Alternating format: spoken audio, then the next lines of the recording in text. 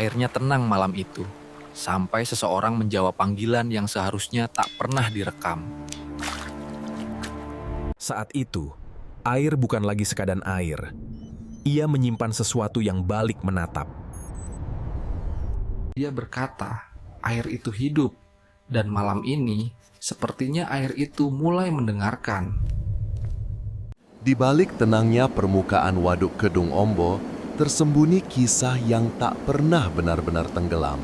Sebuah tragedi besar puluhan tahun lalu menenggelamkan bukan hanya rumah dan ladang, tapi juga rahasia kelam yang hingga kini masih menghantui warga sekitarnya. Tim Jejak Gelap Nusantara akan membuka kembali arsip yang nyaris dilupakan tentang penemuan aneh di dasar waduk, saksi yang tiba-tiba bungkam, dan suara-suara dari kedalaman yang tak bisa dijelaskan secara logika. Inilah Tragedi Waduk Kedung Ombo, episode pertama dari kisah nyata yang tak pernah tuntas. Tahun 1989, 3 kabupaten di Jawa Tengah, Grobogan, Boyolali, dan Seragen menjadi saksi lahirnya Waduk Kedung Ombo. Proyek besar ini dijanjikan sebagai sumber kehidupan baru, namun bagi ribuan warga, ia justru menjadi awal dari kehilangan segalanya. Puluhan desa harus dikosongkan, sawah dan kuburan leluhur ditandai untuk ditenggelamkan. Warga dijanjikan ganti rugi dan rumah baru, tapi banyak yang menolak pergi.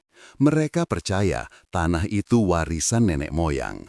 Ketika alat berat datang, penolakan dianggap pembangkangan. Dalam 2 minggu, air dialirkan. Malam itu, doa dan tangis bercampur dengan gemuruh air yang menolak rumah satu persatu. Desa-desa lenyap dan peta pun berubah selamanya. Beberapa warga yang tersisa di tepian waduk mulai mendengar hal aneh. Suara kentongan dari tengah air, bayangan rumah di bawah bulan purnama.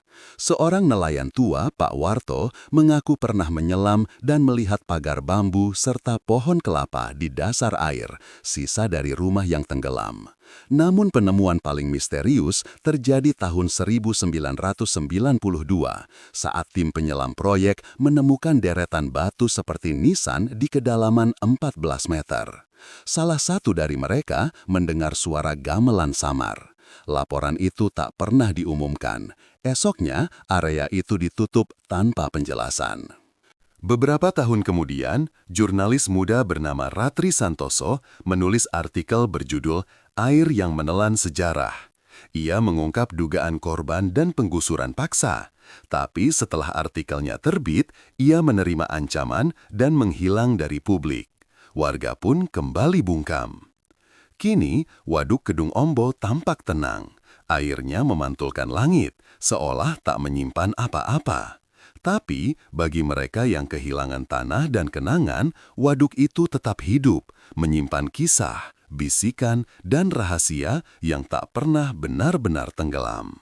Lebih dari 30 tahun setelah Waduk Kedung Ombo dibangun, sebagian besar kisahnya telah terlupakan.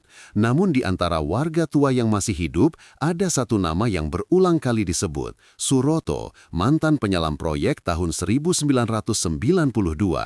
Dialah orang yang pertama kali menemukan deretan batu menyerupai nisan di dasar air, penemuan yang kemudian ditutup rapat tanpa penjelasan. Tim Jejak Gelap Nusantara berhasil menemui Suroto di rumah sederhananya di pinggiran Sragen. Kini rambutnya memutih, tubuhnya kurus, dan matanya tampak cemas setiap kali nama Kedung Ombo disebut. Ia mengaku sudah lama tidak bicara soal itu karena ada yang datang memperingatkan. Ia tidak menjelaskan siapa, hanya mengatakan bahwa setelah penemuan itu, 2 rekannya di tim penyelam meninggal dalam waktu berdekatan akibat kecelakaan yang aneh. Menurut Suroto, di hari penemuan, mereka diminta turun ke titik koordinat dekat bekas pemukiman lama. Di kedalaman sekitar 14 meter, pandangan terbatas oleh lumpur pekat. Saat menyalakan senter bawah air, ia melihat bentuk persegi yang tersusun rapi. Ketika mendekat, ia sadar benda itu bukan batu biasa. Rasanya seperti pagar pemakaman, katanya pelan. Tapi yang membuatnya takut bukan bentuknya, melainkan suara. Ada suara gamelan pelan dan seperti orang berbisik dari dasar tanah. Setelah mereka naik ke permukaan, seorang pria berjas datang dan meminta seluruh rekaman diserahkan. Ia bukan bagian dari tim proyek, tapi semua perintahnya diikuti. Beberapa hari kemudian, area penyelaman dipasangi pelampung larangan dan dijaga aparat. Suroto dan timnya dibubarkan tanpa surat resmi. Tahun 1993, Suroto dipanggil ke kantor proyek untuk menandatangani pernyataan bahwa ia tidak menemukan apapun. Ia menolak, tapi keluarganya mulai mendapat teror. Ada motor berhenti di depan rumah tiap malam, suara langkah di pekarangan, dan anjing yang selalu menggonggong ke arah waduk. Akhirnya, ia menandatangani dokumen itu hanya agar keluarganya aman. Sejak saat itu, ia tidak pernah lagi menyelam. Kini, di usia tuanya, ia menyesal telah diam terlalu lama. "Saya tahu apa yang saya lihat," ujarnya lirih. "Di bawah air itu bukan sekedar sisa rumah, ada sesuatu yang dikubur dan sepertinya sengaja dibiarkan di situ." Ketika ditanya apa maksudnya, Suroto hanya menjawab singkat, "Kalau saya terus bicara, airnya pasti akan marah." Beberapa hari setelah wawancara, tim kami mencoba menghubungi Suroto lagi. Nomornya tidak aktif. Warga sekitar mengatakan ia pergi meninggalkan rumah sejak subuh, membawa tas kecil dan tak pernah kembali. Pihak keluarga menolak berkomentar. Namun ada satu hal yang membuat kami merinding. Di dinding kamarnya tertinggal catatan kecil bertuliskan, "Jangan percaya air yang diam." Cerita Suroto membuka lapisan baru dari misteri Kedung Ombo. Jika benar di dasar waduk terdapat sesuatu yang bukan sekedar reruntuhan desa, mengapa pemerintah menutupinya? Dan kenapa orang-orang yang tahu selalu menghilang? Pertanyaan itu membawa kami ke arah baru, mencari dokumen dan arsip resmi proyek yang mungkin menyimpan jawabannya. Setelah hilangnya Suroto, tim Jejak Gelap Nusantara memutuskan menelusuri jalur resmi, arsip proyek Waduk Kedung Ombo. Tujuannya sederhana, mencari laporan penyelaman tahun 1992 yang disebut Suroto sebelum ia menghilang. Namun sejak awal, proses ini tidak mudah. Banyak berkas yang hilang dan sebagian lainnya tidak dapat diakses untuk umum. Kami memulai dari Dinas Pengairan di Semarang, tempat dokumen proyek disimpan. Di sana, pegawai tua bernama Pak Arman menyambut dengan ragu. Setelah mendengar tujuan kami, ia menunduk lama sebelum berbisik. "Kalau kalian cari data lama, jangan datang malam-malam. Banyak orang yang dulu kerja di proyek itu sudah tak berani cerita." Ia memberi kami petunjuk. Ada ruangan arsip lama di lantai bawah yang jarang dibuka. Di sana, kami menemukan map lusuh berlabel Inspeksi Bawah Air Juli 1992. Namun saat dibuka, sebagian halaman telah robek. Hanya tersisa lembar catatan singkat, koordinat 2B, struktur padat ditemukan, mirip dinding batu. Arahan, hentikan kegiatan, catatan ini rahasia. Lembar itu bertanda tangan seorang insinyur bernama I.R. Laksamanaha. Nama yang tidak ada di daftar resmi tim proyek. Kami menelusuri nama itu di arsip sipil, tapi tidak ada catatan pegawai atau kontrak kerja atas namanya. Seolah orang itu tidak pernah ada. Beberapa hari kemudian, kami dihubungi mantan staf administrasi proyek Bu Ningsih yang kini tinggal di Boyolali. Ia bersedia bicara asal tidak direkam. Menurutnya, dulu ada laporan tambahan dari tim penyelam, tapi dokumen itu diambil oleh orang pusat sebelum sempat diarsipkan. Setelah itu, mereka diperintahkan menulis ulang versi baru tanpa menyebut penemuan apapun. "Kami cuma disuruh diam," katanya. Katanya itu bukan urusan kita. Yang membuat cerita ini makin aneh, ada bukti bahwa setelah 1992, proyek mengajukan anggaran tambahan untuk pembersihan area bawah air. Tapi tidak ada laporan pekerjaan atau kontraktor yang tercatat. Dana itu menghilang begitu saja, seperti air yang menyerap ke lumpur. Kami juga menemukan potongan surat internal yang menyebut kata zona hitam, istilah yang tidak pernah muncul di peta publik waduk. Menurut catatan, area itu tidak boleh disentuh karena risiko geologis tinggi. Namun seorang ahli hidrologi yang kami temui menjelaskan, istilah itu tidak dikenal dalam studi bendungan. Kalau istilahnya zona hitam, itu biasanya berarti area larangan, entah karena keamanan atau karena alasan yang tidak ingin dijelaskan. Malam sebelum kami meninggalkan Semarang, seseorang meninggalkan amplop di depan pintu penginapan kami. Di dalamnya ada salinan fotokopi laporan yang rusak, diagram kedalaman air dan tanda silang di titik 2B. Di bawahnya tertulis dengan tulisan tangan, tidak semua yang tenggelam bisa diselamatkan. Kami mencoba menelusuri nomor dokumen itu ke kantor pusat di Jakarta. Jawaban resminya hanya satu kalimat, data tersebut telah dihapus karena tidak relevan dengan operasional waduk. Tidak ada penjelasan lain. Episode ini menutup dengan satu kesimpulan sementara, bahwa penemuan di dasar waduk Kedung Ombo memang nyata, dan ada pihak yang dengan sengaja menghapus jejaknya. Tapi pertanyaan baru muncul, apa sebenarnya yang mereka sembunyikan di titik 2B itu? Dan mengapa setiap orang yang mencoba membicarakannya selalu berakhir diam? Setelah menemukan petunjuk tentang zona hitam, tim Jejak Gelap Nusantara memutuskan menginap di sebuah rumah warga di tepi waduk Kedung Ombo, tepat di Desa Kedung Sono. Tujuannya sederhana, merekam kondisi malam hari di sekitar waduk. Namun sejak awal, suasananya terasa janggal. Tidak ada suara jangkrik, tidak ada angin. Air terlihat datar seperti kaca, seolah tidak hidup. Tuan rumah kami, seorang nelayan bernama Pak Darto, memberi peringatan. Kalau jam 10 malam dengar suara kentongan dari arah air, jangan lihat keluar. Ia mengatakan itu sudah jadi kebiasaan lama warga. Mereka percaya waduk punya penjaga yang muncul setiap kali manusia mulai lupa pada janji lama. Janji untuk tidak mengganggu dasar air.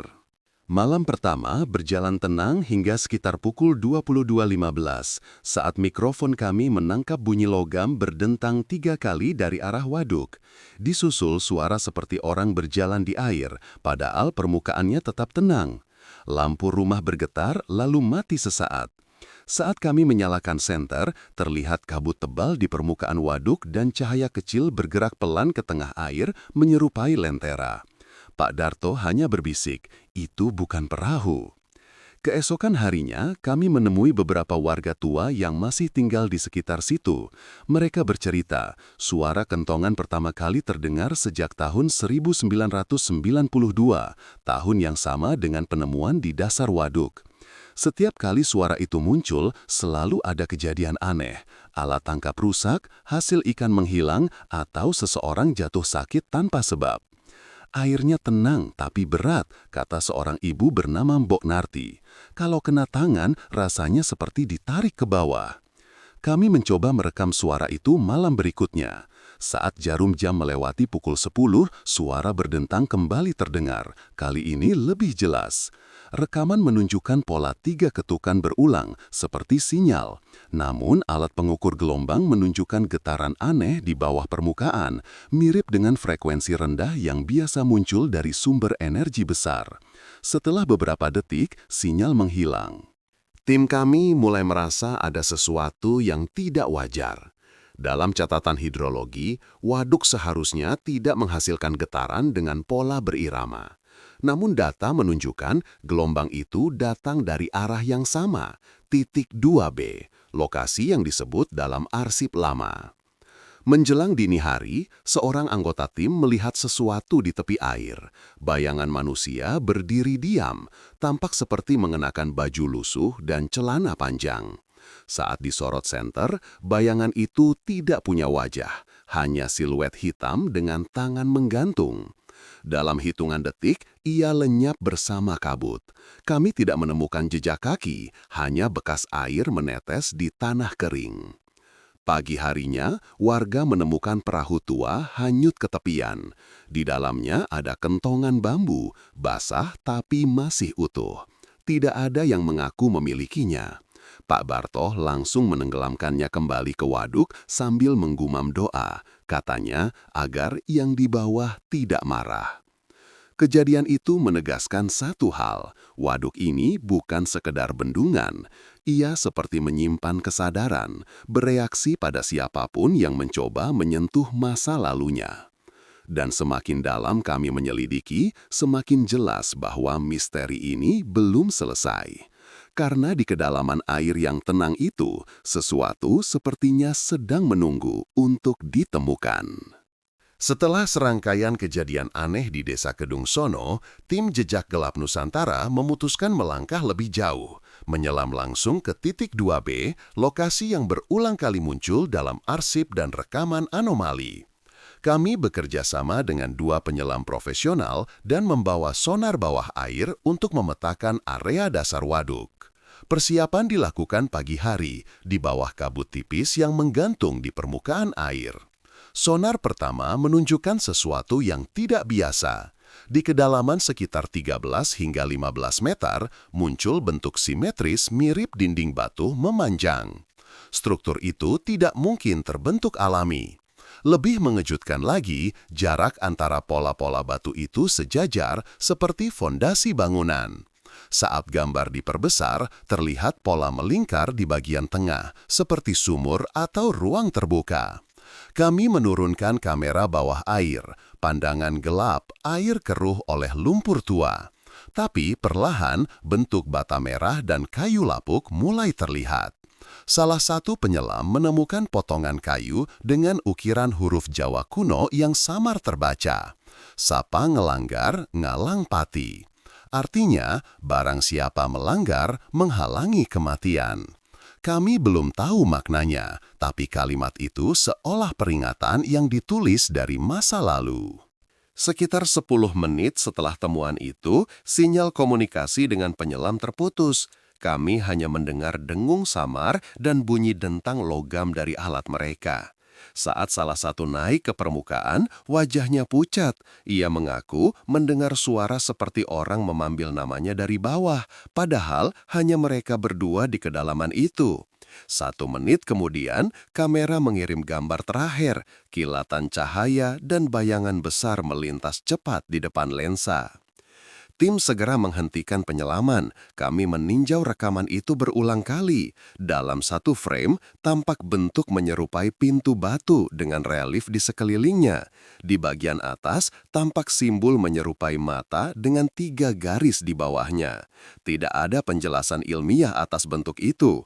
Beberapa ahli arkeologi yang kami konsultasikan menyebutnya bisa jadi bagian dari bangunan suci yang ditenggelamkan, tapi tidak ada catatan sejarah tentang candi di wilayah Kedung Ombo.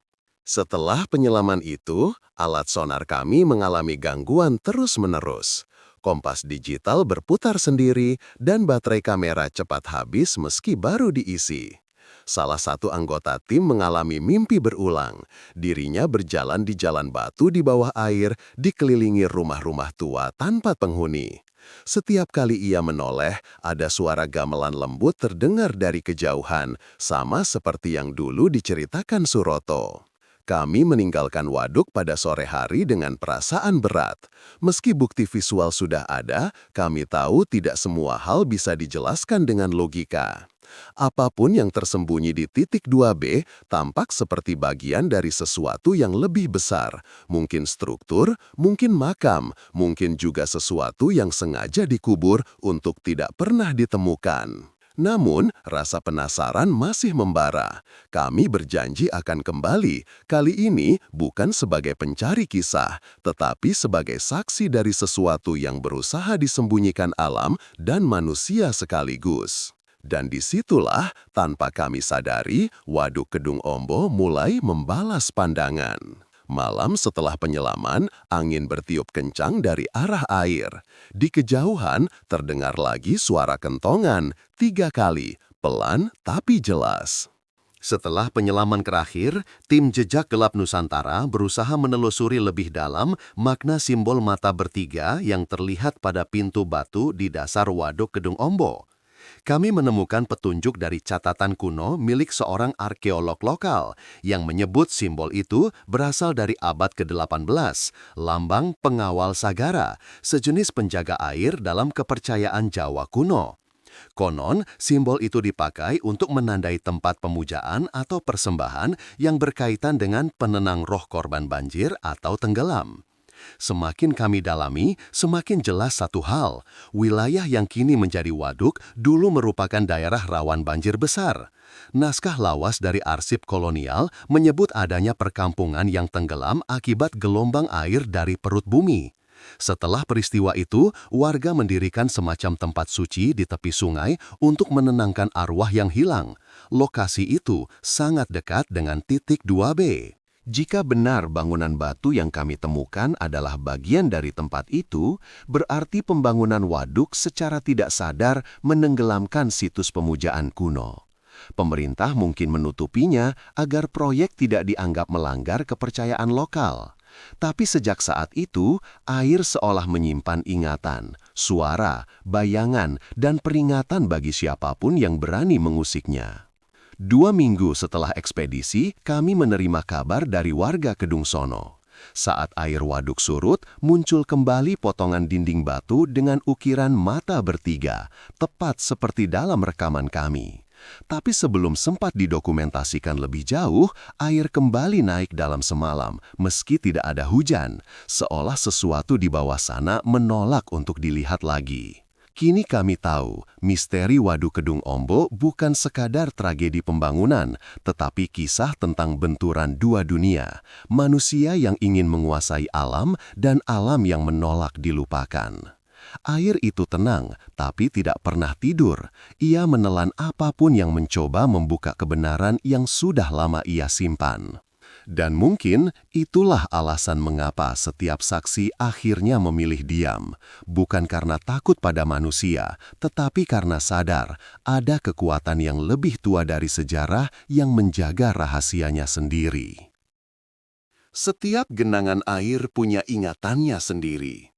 Di balik permukaan yang tenang, selalu ada suara yang menunggu untuk didengar. Mungkin bukan hari ini, tapi suatu saat, Waduk Kedung Ombo akan berbicara.